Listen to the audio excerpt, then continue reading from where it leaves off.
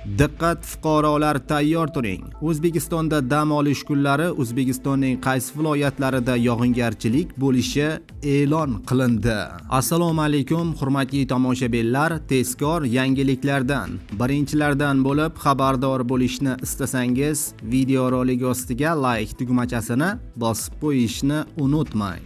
Like bosgan insonni Xudoyim doim qo'llasin. Diqqat qiling, dam olish kunlari yog'ingarchiliksiz ob-havo saqlanib turadi.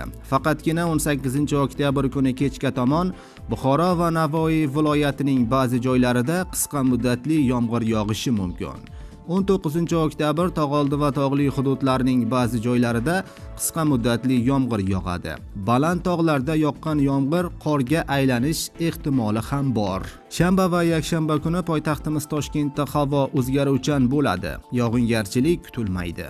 Shamol sharqdan 38 metr/sekund tezlikda esadi. Havo harorati kunduzi shanba kuni 23-25 daraja. Yakshanba kuni esa kunduzi 19-21 darajagacha pastlaydi. Harorat kechki paytlarda 8-10 darajagacha pastlaydi, deyiladi ma'lumotda.